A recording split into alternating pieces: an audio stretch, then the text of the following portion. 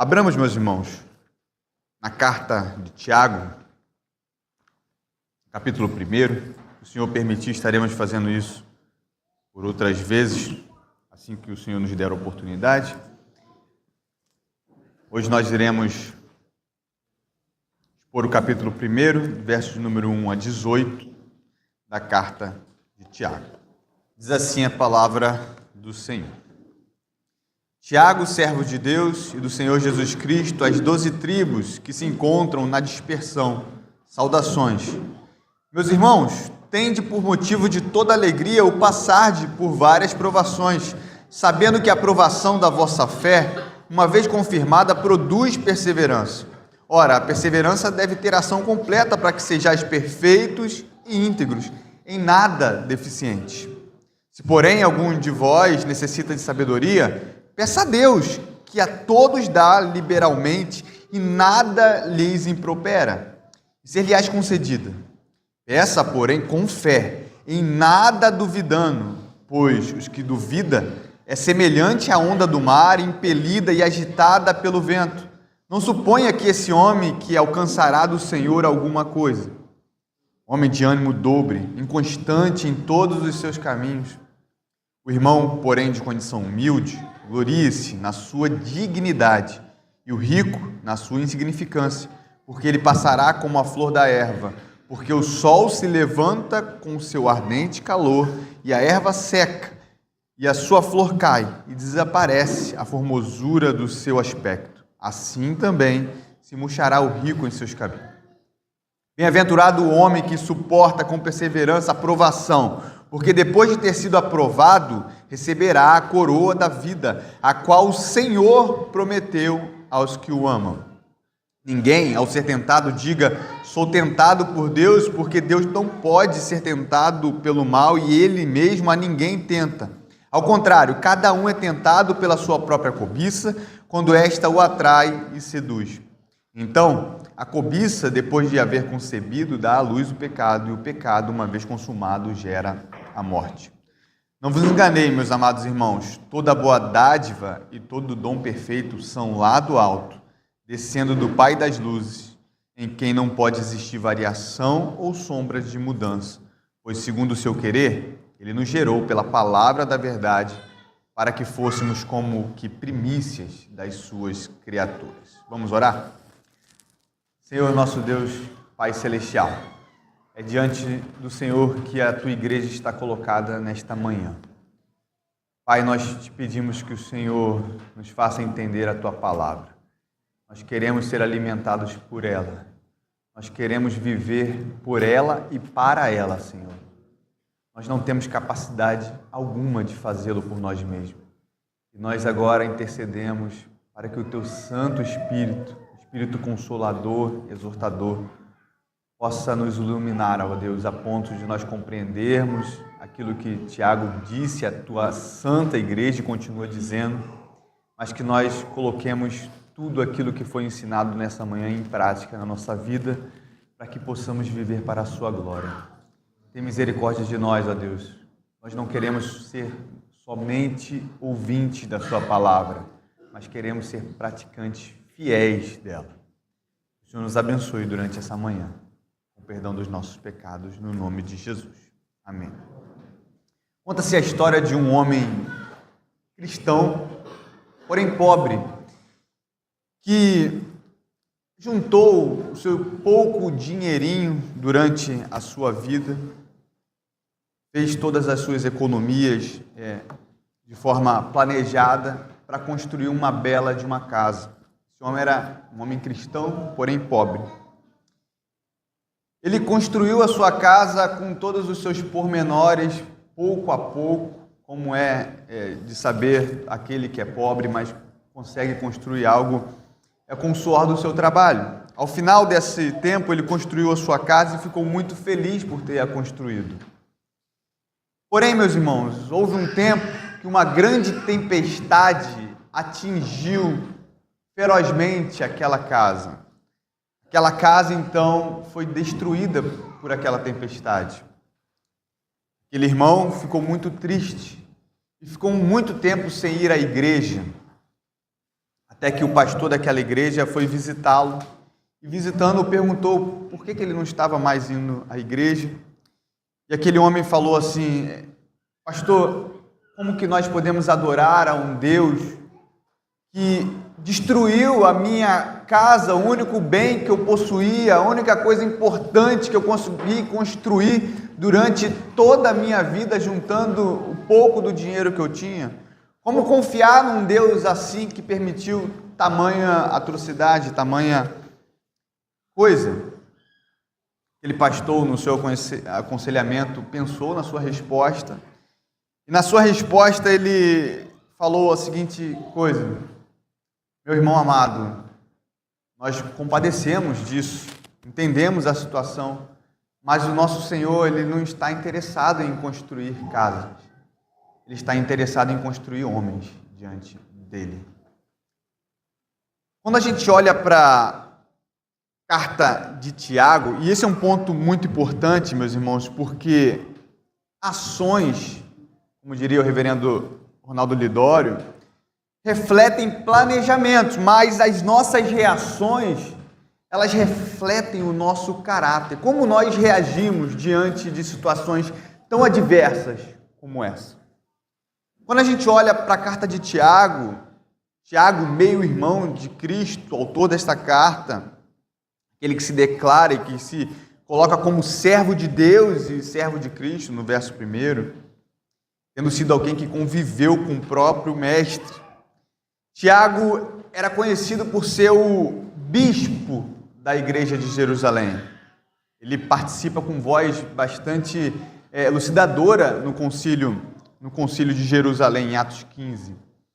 Tiago era amado pelos irmãos em Cristo, os irmãos que foram espalhados pelo mundo diante de uma dura perseguição, os cristãos da diáspora, aqueles que haviam sido convertidos da fé judaica para o cristianismo. Tiago também foi duramente perseguido pelos seus compatriotas. Foi acusado de quebrar a lei, e sendo acusado de quebrar a lei, foi lançado do alto do templo. E, para surpresa de muitos, ele não morreu. Mas ao levantar-se daquela dura queda, ainda de joelhos trôpegos, ele dobrou seus joelhos e orou a oração do Senhor Jesus: Pai, perdoa-os, porque não sabem o que fazem. Ainda assim, aquela turba de judeus o perseguiu duramente, o apedrejou duramente, até a morte, quando um dos judeus pegou o seu cajado e o matou a paulada. A pergunta que fica no ar é como nós podemos imaginar que alguém como Tiago pode orar uma oração como essa em um momento como esse? Como alguém que passa por tamanha tribulação pode não culpar a Deus por essa tribulação, conforme o primeiro moço da primeira história?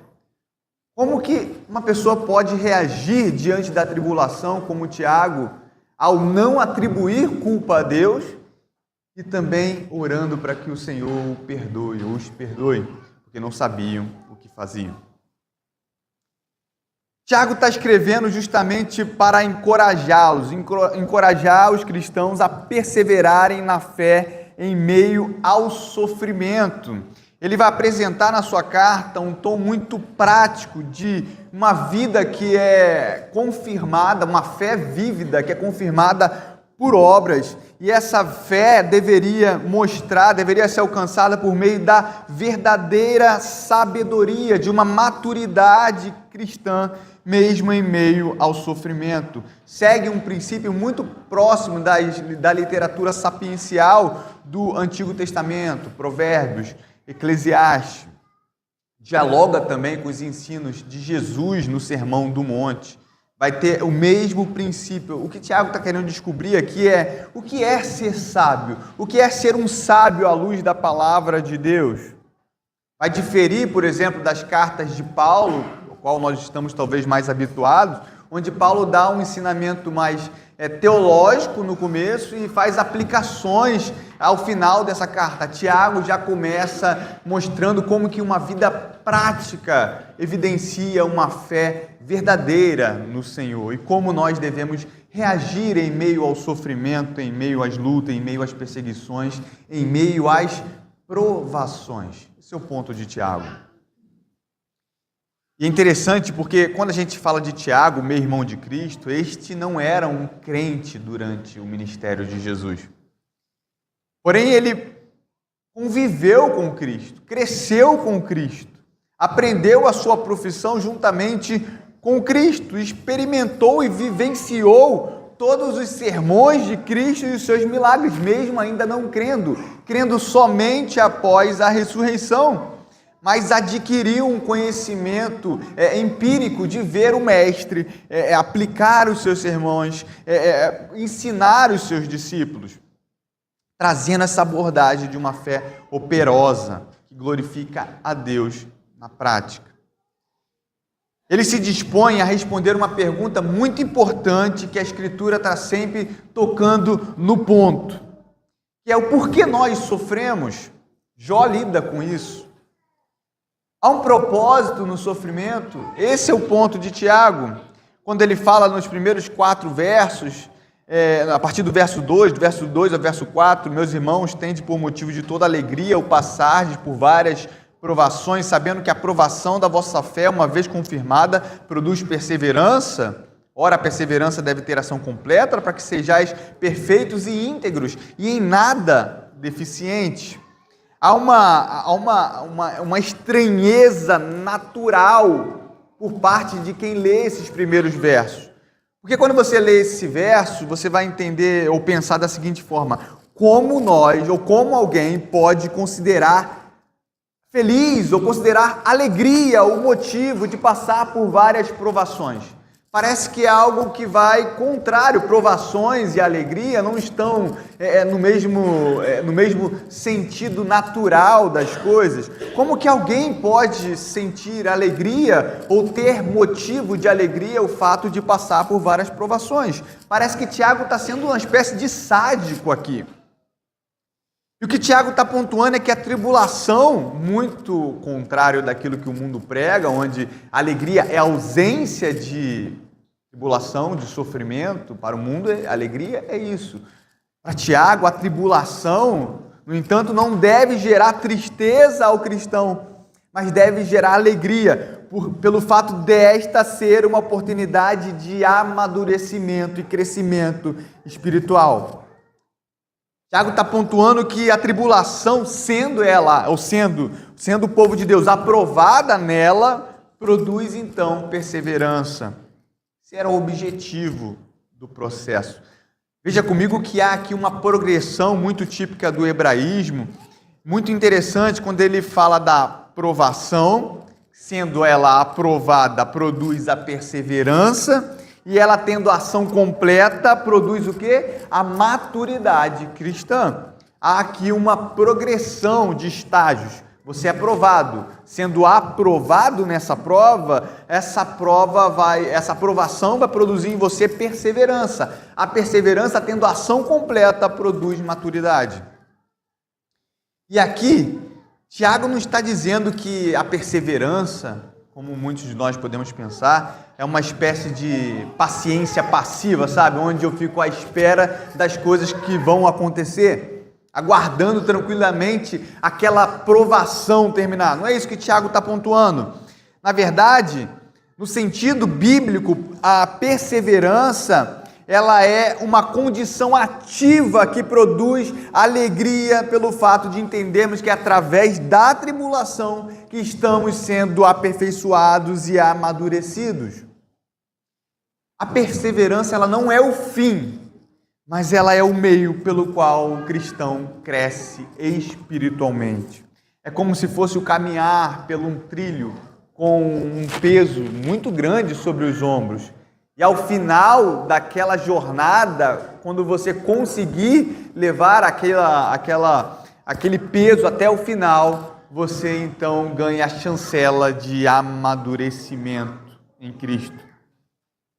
Durante o processo, somos moldados ao caráter de Cristo. E um ponto importante, meus irmãos: o cristão, ele não sente alegria na tribulação pela tribulação, como uma espécie de masoquista. Não. Mas a alegria advém do resultado do processo, a ação completa, ou seja, a completude do caráter cristão que está sendo formado em nós. Isso gera alegria. Coaduna muito com o ensino de Paulo aos Romanos, no capítulo 5, verso 3 e 4, quando ele diz: e não somente isso, mas também nos gloriamos nas próprias tribulações, sabendo que a tribulação produz perseverança, e a perseverança, a experiência, e a experiência, a esperança. Coaduna com o ensino de Cristo. Lembra que Tiago está diante dos ensinamentos de Cristo, mas aqui também o ensinamento de 1 Pedro, onde Pedro vai falar assim: nisso exultais, embora no presente, por breve tempo, se necessário, sejais contristados por várias provações, para que, uma vez confirmado o valor da vossa fé, muito mais preciosa do que o ouro perecível, mesmo apurado por fogo, redunde em louvor, glória e honra na revelação de Jesus Cristo.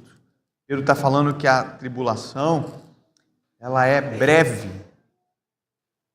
E nós precisamos ter alegria pelo fato de sermos contristados por várias provações, porque é na provação que o valor da nossa fé é provado como uma espécie de purificação, um metal precioso que passa a uma alta temperatura para que as impurezas sejam filtradas e a partir dali seja moldado, ou seja feito uma pura, preciosa, uma preciosíssima pedra preciosa.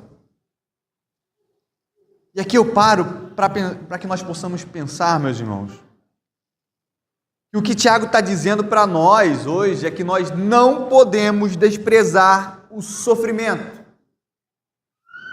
Nós não podemos desprezar a provação. Nós não podemos desprezar o fato de sermos contristados. Nós não podemos desprezar esses momentos. Porque o problema não é ou não está no fato de passarmos pelas provações ou pelas tribulações, mas o problema está em passarmos pelas tribulações, pelas provações e sermos reprovados. Aí está o problema, porque se tornar um cristão maduro é o alvo da nossa vida. Embora a gente não encontre ou não encontraremos a perfeição nessa vida, Tiago está dizendo que a perseverança deve ter ação completa para que sejais perfeitos e íntegros e em nada deficientes. Como que nós podemos nos tornar perfeitos diante de Deus e íntegros diante de Deus, meus irmãos? Por meio da provação. E aqui, é claro que Tiago não está dizendo que nós nos tornaremos perfeitos no sentido de não termos mais pecados, no sentido de não mais cometermos nenhum pecado. Não é isso que Tiago está dizendo. O que ele está dizendo é que no meio da provação nós nos agarraremos inteiramente a Cristo e seremos vistos como inteiros, perfeitos, porque Ele é perfeito. É aquilo que o Senhor Jesus ensinou no seu Sermão do Monte, no capítulo 5 de Mateus, verso 48, quando ele dá o imperativo de sede perfeitos, como o vosso Pai é perfeito. Como nós podemos ser perfeitos? Moldados por meio da provação. Nos agarrando àquele que é perfeito. E aí sim, sermos vistos como perfeitos. Se nós quisermos alcançar a estatura de maturidade cristã, não podemos desprezar o sofrimento e a provação. No verso 5, Tiago continua dizendo: se porém algum de vós necessita de sabedoria, peça a Deus que a todos dá liberalmente, nada lhes impropera, e ser-lhe-á concedida. Ele vai responder agora acerca do motivo deles estarem sendo reprovados nas provações. A provação vinha e eles estavam sendo reprovados, como o primeiro caso do irmão que construiu aquela casa e atribuiu a culpa a Deus. Faltava, na verdade, para a igreja para a qual Tiago estava escrevendo, sabedoria. O que ele está dizendo é que muitos poderiam até mesmo não confessar, mas eles necessitavam de sabedoria. Eles necessitavam de sabedoria bíblica, do alto, como Tiago vai pontuar mais à frente. Isso, meus irmãos, não é algo fácil de falar para alguém, nem para a igreja, nem para ninguém. Lhe falta sabedoria, porque ao mesmo tempo que você fala, lhe falta sabedoria, você está chamando essa pessoa de tolo. Você está sendo um tolo. Você está agindo como um tolo. A falta de sabedoria. O que ele está pontuando é que se nós, ou se a igreja não estivesse entendendo que Deus estava usando a provação para os moldar ao caráter de Cristo, então eles deveriam pedir sabedoria a Deus para que eles pudessem entender os seus santos propósitos, desta forma agir em conformidade com a palavra de Deus e os seus desígnios. A sabedoria é a chave para nós louvarmos a Deus na tribulação. Se estamos caindo, sendo reprovados na provação, é porque nos falta sabedoria do alto. E a chave para louvarmos e engrandecermos ao Senhor e entendendo os seus santos propósitos na tribulação é a sabedoria, um livro sapiencial fora do Antigo Testamento, no Novo Testamento. E o ponto importante que ele traz aqui, a chave, é que para obtermos a sabedoria, precisamos primeiro reconhecer que muitas vezes somos tolos. É aquela velha máxima, né? Ninguém quer um remédio se não souber que está doente. Ninguém vai desejar sabedoria se não reconhecer que é um tolo, antes de tudo.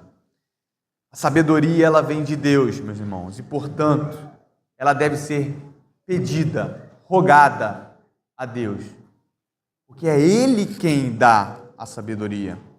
Ele dá por meio da oração, por meio de joelhos dobrados.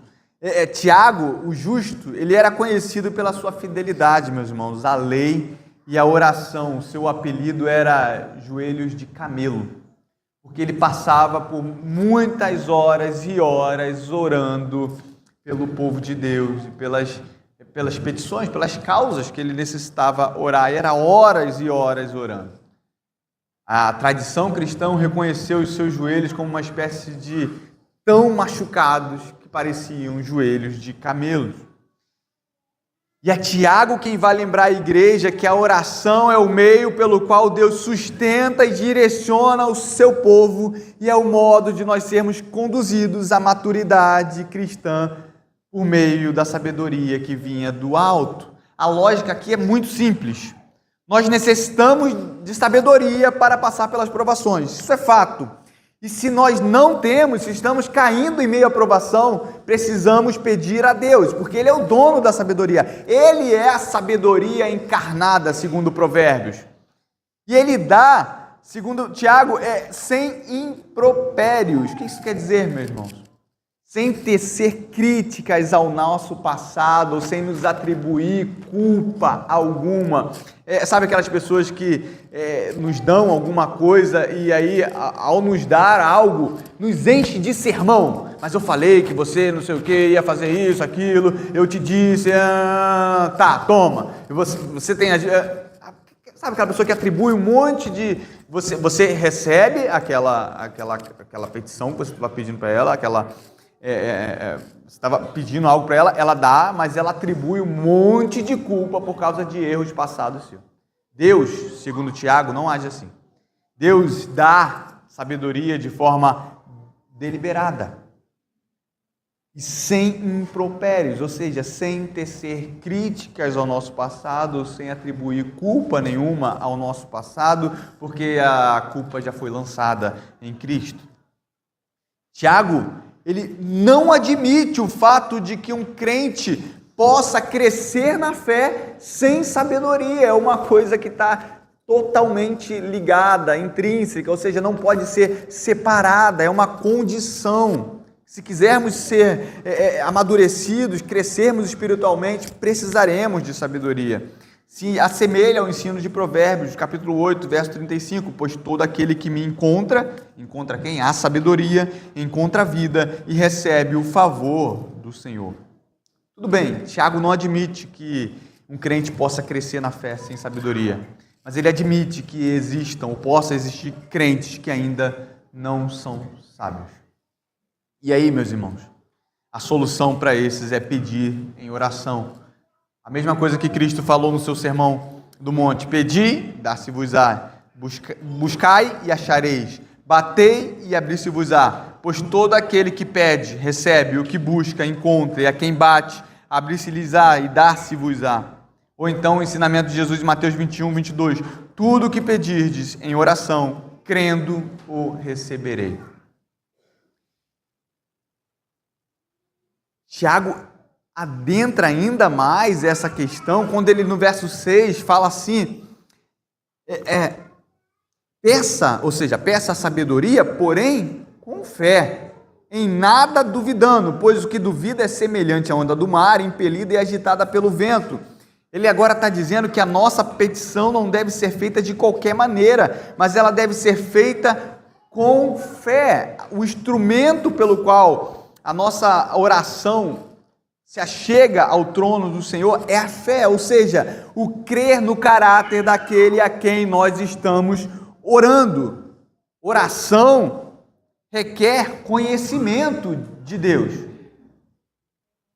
É por isso eu gosto muito de uma frase onde é dito que teologia se faz, em primeiro lugar, com o conhecimento de Deus. A primeira coisa que nós devemos estudar em teologia são os atributos de Deus, o caráter de Deus, o ser de Deus. Porque se nós não conhecermos quem Deus é, a quem nós estamos orando, meus irmãos?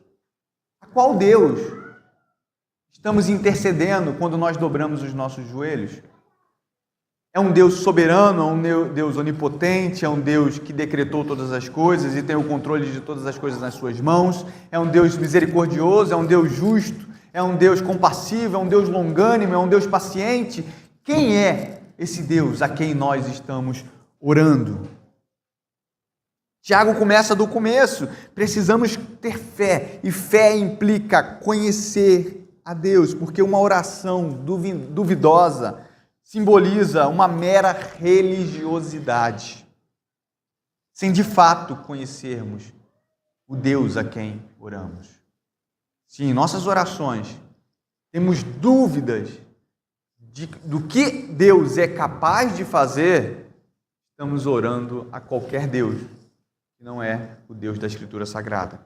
A fé é o requisito para que Deus ouça as nossas orações, embora ela seja um dom de Deus, como Paulo fala em Efésios capítulo 2, verso 8, ela deve ser trabalhada para que ela se torne amadurecida. Ela alinha as nossas intenções ao coração de Deus, nos faz conhecer a sua palavra e a sua vontade, nos impedindo de agir de forma egoísta para o nosso próprio deleite. Sabe aquilo que Tiago fala, né? Que nós pedimos e não recebemos, porque pedimos mal para o nosso deleite, porque estamos pedindo em contradição ao ser de Deus, não discernindo quem Deus é. E aqui, meus irmãos, eu paro para nos lembrar de que pode ser que muitas vezes, temos duvidado do Senhor em nossas orações. No fundo, ao dobrarmos os nossos joelhos, podemos estar pensando, será realmente possível? Será que Deus pode fazer isso? Será que Deus pode realizar isso que eu estou pedindo? Será que Deus tem poder para fazer isso? No fundo do nosso coração, muitas vezes, podemos estar mostrando uma incredulidade, porque a dúvida, muitas vezes, revela uma descrença, um pecado de incredulidade. E Tiago está dizendo é que as bênçãos do Senhor não são para aqueles que duvidam.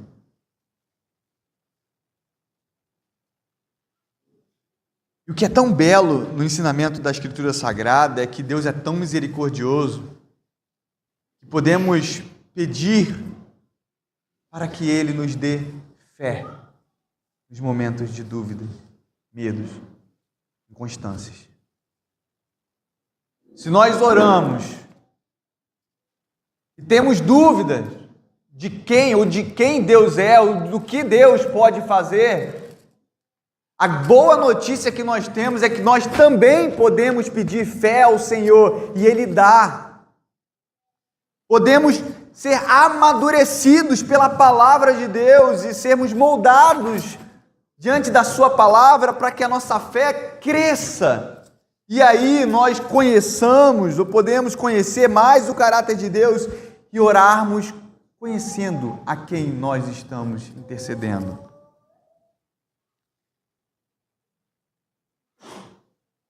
Se você tem orado duvidando do caráter de Deus, peça fé ao Senhor, que Ele também dá. Para ilustrar esse ponto, Tiago vai fazer aqui uma ilustração ainda no verso 6, porque na segunda parte, na parte B, ele fala assim: pois o que duvida é semelhante à onda do mar, impelida e agitada pelo vento. A ideia que ele traz aqui é que essa pessoa, ela não possui uma forma fixa, ela vai se moldando, ela vai mudando de acordo com as circunstâncias, ela é volátil, ela não possui uma identidade firmada, ela se molda a qualquer vento de doutrina. Pensa na onda do mar e como que isso, ela vai e volta, ela vai e vem, ela se molda, a sua forma não tem uma forma definida. Quem duvida do Senhor, quem pede duvidando, não possui uma identidade firmada na estabilidade do Evangelho, na estabilidade de quem Deus é. No verso 18 ele vai falar quem Deus é. E aí, meus irmãos, não há, diante dessa instabilidade, diante dessa inquietude, não há bênçãos para esse. No verso 7, ele vai falar assim: não suponha esse homem que alcançará do Senhor coisa alguma. Este não receberá a resposta da sua oração, não adianta se enganar. Ele o chama de ânimo dobre, no verso 8, olha: homem de ânimo dobre, inconstante em todos os seus caminhos. A ideia de dobre aqui é de dobrado, dividido, de alma dividida. É como se ele não tivesse, ou tivesse dividido em dois senhores, sabe? Aquela ideia de adorar a Deus e a Mamon. É uma antítese com o ensino bíblico de que devemos amar a Deus de todo o coração. Tiago se preocupa aqui com o fato de que devemos desejar possuir um coração e um caráter íntegro diante de Deus, que não se amolda ao mundo e aos ventos de doutrina. Ele deixa claro, meus irmãos, que nós devemos desejar, e o que mais nós devemos desejar em nossa vida é sermos firmados em Cristo Jesus, entregando a Ele todo o nosso ser, a inteireza do nosso ser, o nosso corpo, a nossa alma, a nossa vida inteira ao Senhor, não nos dividindo diante das indagações do mundo, diante do modo como o mundo pensa. Não, nós devemos nos entregar inteiramente ao Senhor. A preocupação de Tiago é que nós nos dividamos a tal ponto de não entregarmos todo o nosso coração a Deus. Deus quer e requer de nós um compromisso integral com Ele. Não existe cristãos que sejam parciais ou que sejam divididos. No cristianismo nós precisamos ser integrais diante de Deus. Dedicar toda a nossa vida, todo o nosso tempo, todo o nosso ser, toda a nossa inteireza ao Senhor. Não existe áreas da nossa vida onde o Senhor seja Senhor e outras que nós não deixamos Ele dominar, ou que nós somos os senhores, ou que outra pessoa, ou que outra... Não, todo o nosso coração, toda a nossa vida, toda a nossa alma tem que ser de Deus. No verso de número 9 a 11, ele vai ainda pontuar algumas questões. Ele vai dizer assim: o irmão, porém, de condição humilde, glorice-se na sua dignidade, e o rico na sua insignificância, porque ele passará como flor da erva, porque o sol se levanta com o seu ardente calor, e a erva seca, e a sua flor cai, e desaparece a formosura do seu aspecto. Assim também se murchará o rico em seus caminhos. Agora, Tiago vai tratar, possivelmente, de um problema que a igreja estava enfrentando, uma disputa entre ricos e pobres que estava causando aqui danos à unidade da igreja. Os crentes, aqui judeus convertidos, estavam, em sua maioria pobres, estavam enfrentando fome, estavam enfrentando uma opressão por parte dos ricos. E isso mostrava, precisava que Tiago colocasse ali um ensinamento prático na vida daquela igreja. Os historiadores vão narrar que naquela época havia uma fome intensa atingindo a região. E os crentes, tinham saído de Jerusalém, onde eles possuíam casa, onde eles possuíam a sua vida já arrumada, e são espalhados pelo mundo, passam necessidades, se tornam pobres, aqueles que eram ricos se tornam pobres. E a conclusão de Tiago aqui é que não interessa se alguém era rico ou pobre, porque ambos não eram nada diante de Deus. Não interessa se o pobre tinha prosperado ou se o rico tinha perdido tudo, porque todos deveriam louvar a Deus, porque todos eles estavam sendo amadurecidos por meio da sua providência. Tiago fala que o pobre, ou de condição humilde, deve se gloriar na sua dignidade. Que dignidade é essa? É no fato de que as suas riquezas não advêm de bens materiais, mas daquilo que eles possuem de maior preciosidade no reino dos céus, nas suas bênçãos espirituais. A glória do pobre deveria estar aí, e não na sua condição de pobre. E o rico, por outro lado, na sua insignificância, ou seja, não nos seus bens materiais, mas também naquilo que Deus havia lhe concedido como bens espirituais. A dignidade aqui estava em Cristo, nos bens que Deus havia dado no reino dos céus, não nas suas posses. Deus definitivamente não faz acepção de pessoas, e aqui não faz distinção entre ricos e pobres, porque todos são pobres diante dele. Ambos não são nada diante de Deus. Há uma possibilidade, e aqui está de acordo com a aprovação, do pobre cair na tentação de se tornar queixoso do fato de estar naquela situação financeira porque Deus o colocou.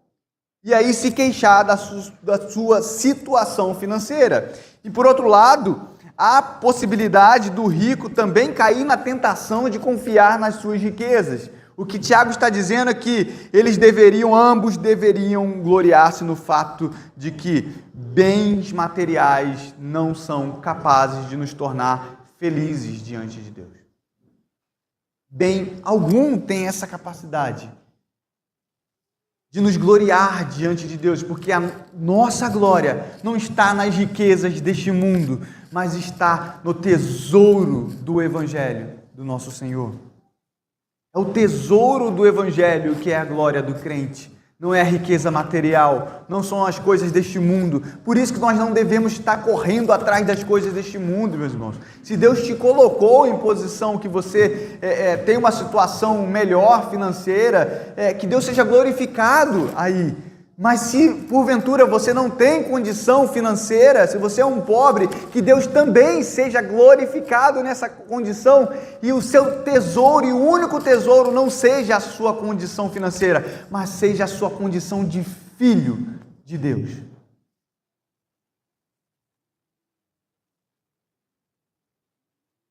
Nós não podemos confiar nas nossas riquezas, nós não podemos ser divididos entre aqueles que são submissos a Deus e submissos às riquezas, quer sejamos pobres ou ricos.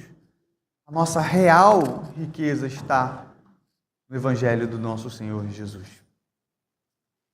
E a argumentação de Tiago ela é considerada cíclica E isso é interessante porque isso torna a carta de difícil interpretação. Parece que ele vai falando coisas que não tem muito a ver, ele começa com um tema, depois entra em outro tema. Mas você vai ver comigo que a partir do verso 12 ele vai voltar ao tema inicial. E ele vai falar assim: bem-aventurado o homem que suporta com perseverança a provação. Voltou de novo o tema da perseverança e da aprovação. Porque depois de ter sido aprovado, receberá a coroa da vida, a qual o Senhor prometeu aos que o amam. Ele está aqui preocupado em dar ensinamentos práticos, então ele faz de uma forma cíclica, ele traz o argumento, vai falando de algumas questões, depois ele volta ao ponto principal. Esse é o modo dele argumentar. Ele começa a sua reprise do tema principal pontuando o fato de que vale a pena se manter perseverante em meio à tribulação. Vale a pena olhá-la com alegria, porque afinal há um prêmio que nos espera. Ele traz aqui uma linguagem parecida com a de Paulo e muito própria do modo helênico de pensar, que é a ideia das Olimpíadas, dos jogos desportivos, que aquele que corre, aquele que luta, aquele que está disputando, está numa disputa, existe um prêmio. Esse prêmio era dado através de uma coroa. E é interessante que ele fala que nós precisamos nos alegrar porque há um prêmio à nossa espera, há uma coroa que só será dada àqueles que perseverarem até o fim. O tema principal dessa perícope inteira é a perseverança na tribulação e na provação. Corrobora com o ensino do nosso Senhor Jesus, por meio do apóstolo João, a igreja de Esmirna. No Apocalipse, capítulo 2, verso 10, não temas as coisas que tens de sofrer, eis que o diabo está para lançar em prisão alguns dentre vós, para serem postos à prova, e tereis tribulação de 10 dias. Ser fiel até a morte, e dar-te-ei a coroa, ou seja, o prêmio da vida. Lembremos, meus irmãos, que Tiago, quem está falando aqui é Tiago, e como nós vimos no início, ele sabe sobre o que é ser fiel até a morte. Ele sabe o que é ser fiel, se preciso for, está disposto a morrer por Cristo, porque ele morreu por Cristo. Ele sabe que ao final há um prêmio, e esse prêmio não tem nada a ver com a morte, é a vida eterna, é uma coroa da vida.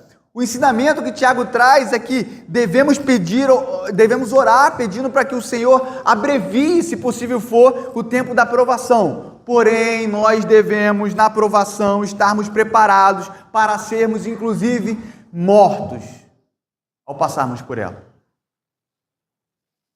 E a nossa reação diante de uma aprovação tão severa deve ser de alegria pelo fato de que estamos sendo moldados ao caráter de Cristo nesse processo. E há uma coroa incorruptível, uma coroa de vida eterna nos esperando.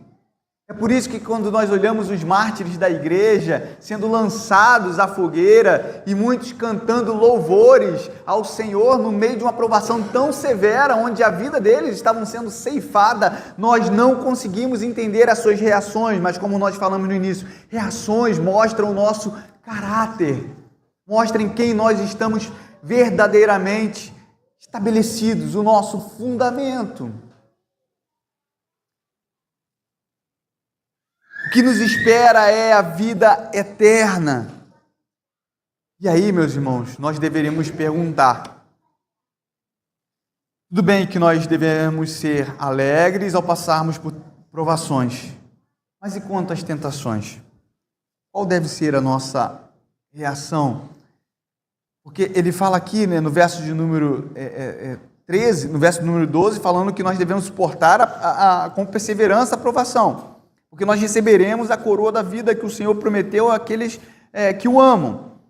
Mas ele fala: ninguém ao ser tentado diga, sou tentado por Deus, porque Deus não pode ser tentado pelo mal, e ele mesmo a ninguém tenta. Ao contrário, cada um é tentado pela sua própria cobiça, quando esta o atrai, e seduz. Então a cobiça, depois de haver concebido, dá luz ao pecado, e o pecado, uma vez consumado, gera a morte. Tiago aqui vai fazer uma distinção muito importante entre provação e tentação. Sim, a provação vem de Deus. Deus nos coloca em situações, muitas vezes, para que a nossa fé seja moldada, amadurecida, sermos provados e, se assim Ele permitir, aprovados. Ele utiliza a aprovação para que a nossa fé seja provada e moldada ao caráter de Cristo. Porém, nós não devemos concluir que a tentação também vem de Deus. Deus não tenta a ninguém. É isso que ele vai falar. Nós não podemos culpar a Deus pelas nossas reações, as nossas más reações que são reprovadas diante da aprovação. A tentação que muitas vezes acompanham as provações, elas existem por causa da nossa condição pecaminosa, por causa da nossa carne, por causa do nosso pecado, pelo nosso desejo pelo pecado. O nascedouro do pecado não é a provação, porque se fosse, nós poderíamos culpar a Deus. As circunstâncias não tem nada a ver com isso. A culpa do nosso pecado é somente o nosso coração corrupto, é somente o nosso desejo, é somente a nossa condição de desejar aquilo que é mal. Às vezes a gente até bota, é claro que o diabo ele é conhecido como um tentador, mas ele também é instrumento no sentido de ser o facilitador de que nós caiamos nos nossos próprios desejos. A culpa real dos nossos pecados é nossa, não é mais de ninguém, é nossa. É minha, é sua. Nós somos culpados pelos nossos pecados, o nosso desejo, o nosso ego, a nossa idolatria, o nosso ser corrupto, o nosso desejo de querer ser grande, o nosso apego às riquezas. A culpa está no nosso coração, meus irmãos, definitivamente. O motivo pelo qual nós tantas vezes fracassamos em meio à provação está no fato de que ouvimos mais o nosso coração do que a palavra de Deus. Agimos muitas vezes mais como crentes imaturos e tolos do que como crentes sábios e experientes. E aí, ele fala assim, né, no verso 16 até o 18, e eu termino aqui, quando ele fala: não vos enganeis, meus amados irmãos, porque toda boa dádiva e todo dom perfeito são lá do alto, descendo do Pai das luzes, em quem não pode existir variação ou sombra de mudança, pois segundo o seu querer, ele nos gerou pela palavra da verdade, para que fôssemos como que primícias das suas criaturas. Ele fala que o problema é o nosso pecado, o problema da tentação que nós cedemos à nossa cobiça, né? E ela ali como uma espécie de mãe do pecado, ela dá luz ao pecado, e aí o pecado consumado gera morte. Aqui uma oposição clara em relação à coroa da vida que está à espera daqueles que amam a Cristo, tá?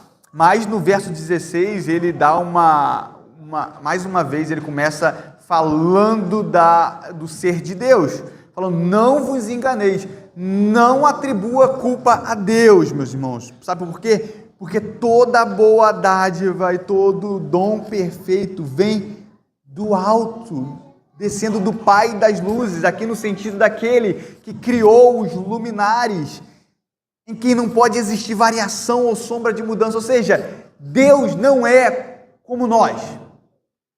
Nós nos moldamos às circunstâncias da vida. Muitas vezes agimos como ondas do mar. E a nossa identidade muitas vezes ela é amassada, ela é moldada, às vezes moldada às circunstâncias do mundo, às vezes ao nosso sofrimento. Agimos muitas vezes com ânimo dobre. Nós somos assim. Deus definitivamente não é assim. Porque em Deus não há variação ou sombra de mudança. Ele está trazendo aqui o aspecto da imutabilidade do ser de Deus. O que ele está dizendo é que se Deus prometeu sabedoria, Ele vai dar, porque Ele não muda. O que ele está dizendo é que se Deus prometeu que irá nos fazer perseverar, Ele vai fazer, porque Ele não muda. Se Ele prometeu que por meio da provação Ele vai amadurecer a nossa fé, Ele vai fazer, porque Ele não muda. Ele não muda, foi Ele quem criou o universo e tudo que há. Ele é o Pai das luzes, dos luzeiros, dos astros. Então, tenha convicção de que a provação não produzirá morte, mas ela está sendo um meio pelo qual nós estamos sendo aperfeiçoados ao caráter de Cristo. Não caia na tentação, ore ao Senhor para que Ele nos livre das tentações, para que o nosso pecado, nossa natureza corrupta, não dê lugar ao pecado e, consequentemente, à morte. Coloque o seu pensamento em quem Deus é. Quantas são as coisas boas que Deus tem nos dado, meus irmãos? Isso vem de quem? Toda boa dádiva e todo dom perfeito são lá do alto. Vem de Deus, tudo de bom que você tem. A comida, a bebida, as boas amizades, a igreja, a fé, a família, a inteligência, o trabalho, tudo isso vem de Deus. Por que nós, então, iremos atribuir culpa ao Senhor por causa das provações? Não há motivo para isso. Não vos enganeis, meus amados irmãos. O Senhor é tão misericordioso, porque mesmo nós cedendo às tentações, Ele ainda continua dando tudo o que nós necessitamos e muito mais. O que Tiago está dizendo é que nós não podemos cair na armadilha de culpar a Deus pelas nossas reprovações. Deus não é o culpado pelo fato de termos cedido ao pecado. Olhe para o que nós temos, foi Deus quem deu. Olha para quem nós somos hoje, foi Deus, e é Deus quem tem nos formado. É Deus que tem amadurecido a nossa fé. Ou você acha verdadeiramente que você tem alguma condição de conhecer a Deus por você mesmo? Tudo que você tem, tudo que você é, foi Deus quem deu. Mesmo muitas vezes agindo em desacordo com a sua vontade, com a sua palavra, Ele ainda assim tem nos dado tudo de bom. Deus é imutável. Foi a sua palavra imutável quem nos comprou para que fôssemos seus filhos. É isso que ele fala no final do verso de número 18. Pois segundo o seu querer, Ele nos gerou pela palavra da verdade, para que fôssemos como que primícias das suas criaturas. A palavra de Deus, do Senhor Jesus, ela é imutável, como Cristo é. Foi ela quem comprou a nossa vida. Foi ela quem nos deu vida quando nós ainda estávamos mortos. E sendo assim, meus irmãos, é por ela que nós viveremos, é através dela que nós viveremos. E a nossa condição atual é de filhos amados de Deus.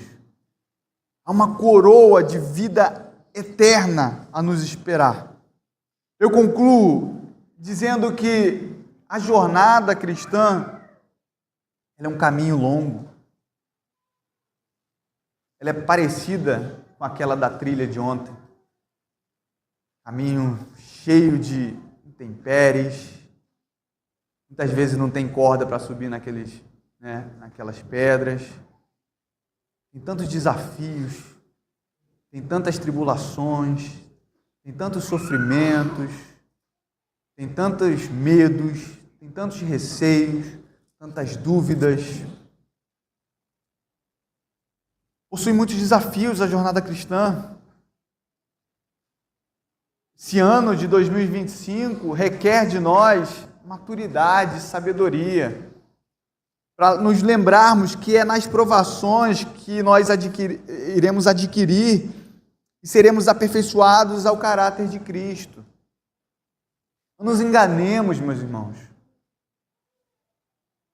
É muito provável que passemos por provações ainda maiores e perseguições ainda maiores do que essas que estão aqui.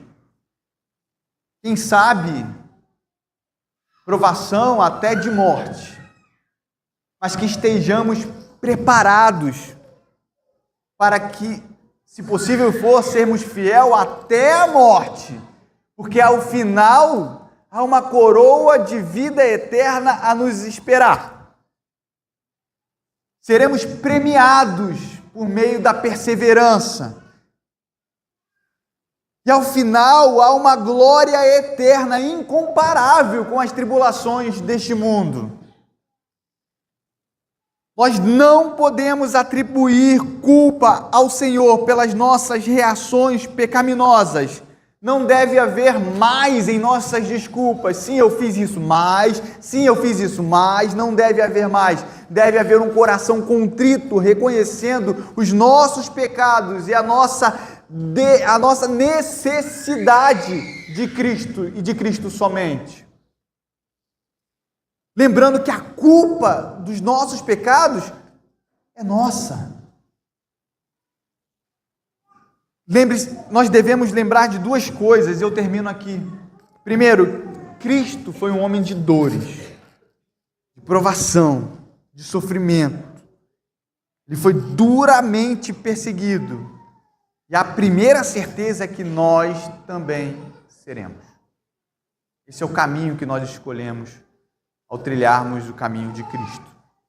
Esse é o caminho, sem dúvida. Esse foi o caminho dos seus discípulos, esse foi o caminho da igreja durante a história, esse é o nosso caminho. Mas, em segundo lugar, devemos lembrar que Cristo foi vitorioso neste caminho. Devemos lembrar que Ele foi um homem de dores e provações, mas Ele venceu todas elas.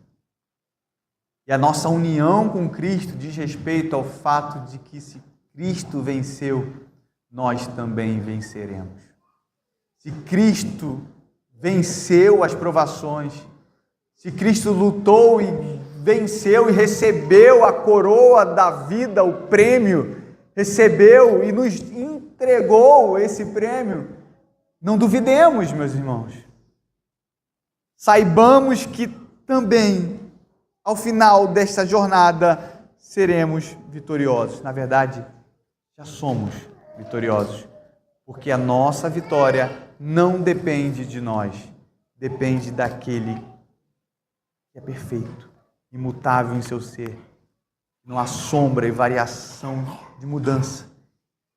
E Ele venceu não somente por nós, mas em nosso lugar. Esse também é o nosso caminho e será o nosso caminho se perseverarmos com fé no Senhor. Feche seus olhos, vamos orar?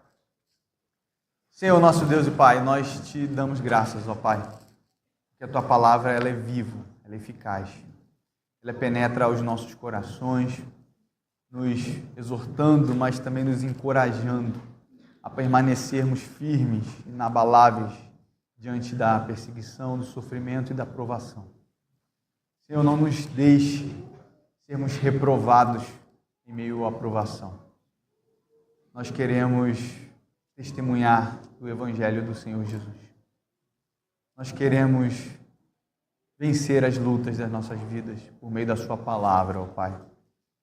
Nós queremos ser amadurecidos na fé. Aumenta a nossa fé, ó Deus. Aumenta a nossa crença em Ti. Aumenta a nossa estabilidade no Senhor. Não nos deixe nos amoldar às circunstâncias deste mundo, aos sofrimentos. Não nos deixe, Senhor Deus, nos amoldar às paixões deste mundo. Nos ajude a vencer as tentações. Nos ajude, Senhor Deus, a vencer a nossa corrupção. Senhor, nos ajude a crucificar o nosso eu. Nos ajude, Senhor, a passar por essas provações, tributando honra e louvor ao teu santo nome, clamando que o Senhor nos livre dela, mas que nós possamos ser amadurecidos à tua estatura, ó Pai. Quando estivermos aqui, o nosso caminho é de dor e de sofrimento, mas o nosso foco esteja no Senhor, autor e consumador da nossa fé. Que o nosso foco esteja na coroa de vida eterna, que será dada a cada um dos seus filhos amados. Senhor, que isso não saia da nossa mente, que isso não saia da nossa vista, que nós não nos deixemos ser enganados, ó Pai, pelas circunstâncias da vida e pelas tentações deste mundo. Senhor, tem misericórdia de nós, nos faça perseverar na sua palavra. Essa é a nossa oração, ó Deus. Perdoa-nos os nossos pecados. No nome de Jesus. Amém.